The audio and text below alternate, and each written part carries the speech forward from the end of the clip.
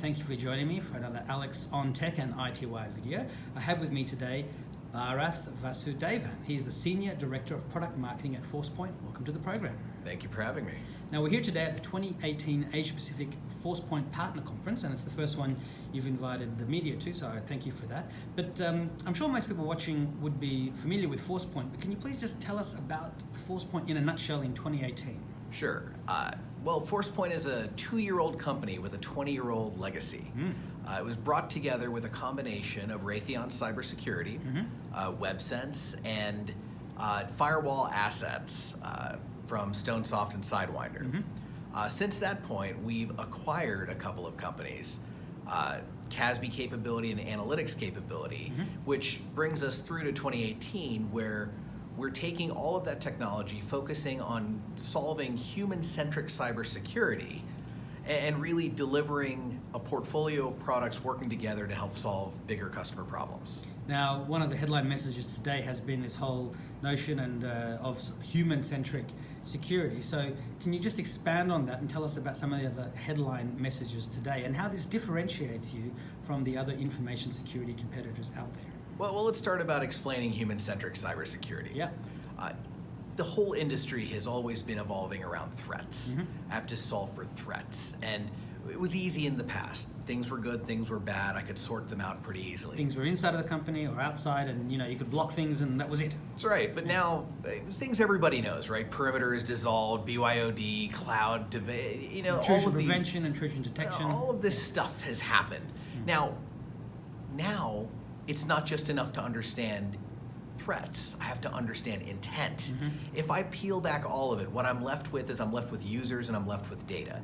If I can understand both of those things, which we call that intersection, that is understanding human-centric cybersecurity. I think you were saying the intersection of data and analytics. Yeah, users and data. Users and data. So users and data, yeah. And also it's not just a black and white world anymore, but we have those famous 50 Shades of Grey, or maybe in the tech world, 5,000 Shades of Grey. And context is what you get out of all of this insight and analytics. And that's absolutely the goal, right? If I can understand a user's intent, I have that context, I can deliver better cybersecurity.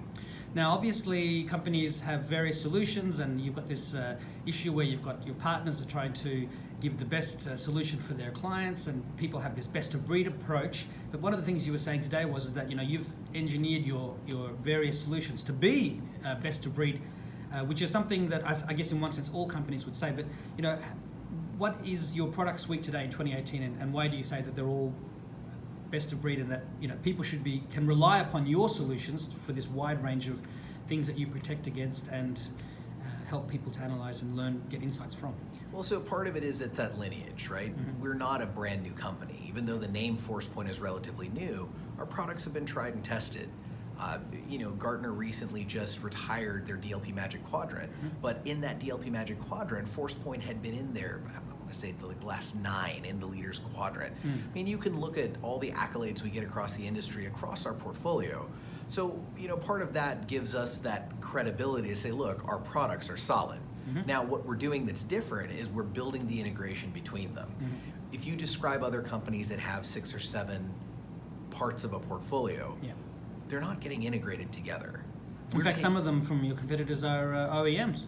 With the analytics portion. Some of them are. We realized in order for us to properly deliver human-centric cybersecurity, what we wanted to do was we wanted to basically take analytics and then roll it across the entire portfolio, make everything smart, give us that context, give us that intent that allows us to better understand why something happened and then protect against it. In a way that isn't just block it or allow it, but actually uses some sort of intelligence to be able to make a more nuanced and, as was being said at today's media Q&A session, an explainable decision. I mean, I was at a Thales conference where they spoke of the concept of explainable AI, and this was something that was good to hear from you too, that your system can explain to a human why it took the decision it took. Well, and in fact, part of our analytics platform that we acquired last year, we had a choice. We had a choice to either rebrand the user interface or deliver a brand new feature, one that we called the entity timeline. It's really hard when you go through an investigation and you say, well, the system said you're a risk. And no one's going to accept that. Part of entity timeline is the ability to go back and reconstruct the series of events that landed with an elevated risk score. So it's not just that you have an elevated risk score. Here's everything that you did that tripped up the behavioral models that we put in place that landed you at an elevated risk score. And that's something that investigators come to value. And that's one of the insights and other features that Forcepoint is offering that competitors haven't caught up to as yet, or not doing as deeply as you are. Well, so from an insights perspective, I think many analytics companies can claim that they do insights. What we're doing and what we've taken to the next level is this idea of risk adaptive protection. What we want to do is we want to take those insights, take those risk scores, and then go inform enforcement. Automated. Yeah. So depending on the risk score, risk level of an individual, I can take different policy actions. And this helps a company to not waste human resources on mining through the reams of data that you might get from other solutions, and they can be redeployed more intelligently elsewhere because you've got a security system that is more informative than has ever been possible. Well, a simple question is to go ask any IT or security department, do you have enough people to scale to the amount of alerts that you're receiving? And they'll say no, right? I've not heard anybody say, no, I'm yeah. perfectly well staffed. Yeah. We have room to scale for all the alerts that are growing. No, they don't. They're stuck right now. They're in a conundrum and we're giving them a path out. And no doubt, I mean, your roadmap must be showing that this capability is only going to become more advanced and nuanced. So the 1.0 of risk adaptive protection is this product, this offer we're calling dynamic data protection. It's leveraging DLP as that enforcement mechanism.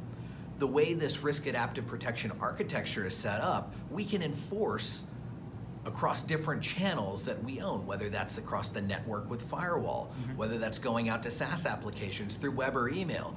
Because of the strength of our portfolio, because of the fact that it is best in breed all across, we have the ability to then go enforce across different channels that all of our customers are running today. I think one example was if someone's sending an email out, you can decide whether to block that or encrypt it. For example, if they're sending it out when they shouldn't be. And one of the other things I heard today was that you can also protect data that's in the cloud. I mean, one of the presenters was saying if you can't protect data in the cloud, then you can't really claim that you're protecting anything. So how do you do that? How do you stretch your protection into someone else's cloud infrastructure? That presenter sounds very familiar. Could be you. Might have been. So well, I was paying attention to it. So part of this idea of integration, right? Yeah. We acquired a company called Skyfence in February of 2017.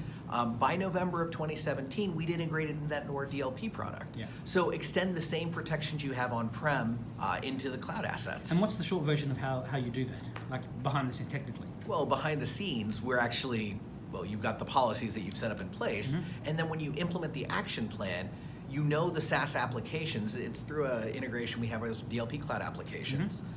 We give you the ability to, strip attachments, encrypt, all of the things that you said. Even though it's sitting on someone else's. That's right. And because we have this presence on the endpoint, because we've got cloud applications, we've extended that policy, the same one that people are used to implementing across web, email, endpoint, and now extending that same thing to the cloud. Yeah. Now, we are at your partner conference, so can you tell us a bit about your partners in the Asia-Pacific region, the sort of challenges they're facing and the reaction to the event thus far today? A lot of the challenges that our partners have been facing, they didn't really know where Forcepoint was going, right? They understand the products, they understand the technologies, but they said, okay, this is great, but it looks like a collection of products. Where is this headed? When we started last year with this idea around human-centric cybersecurity, and then actually giving it teeth through risk adaptive protection, having a material offer on the table, it's now very apparent to our partner community where Forcepoint is headed. Yeah, and no doubt that helps them to deliver that message to their customers. One other thing that I've heard very loud and clear is we're now arming our partners with a message that they can take higher up in an organization. So you're no longer talking to entry-level security, manager of security, procurement. You now have a visionary message that's resonating as high as the C-suite.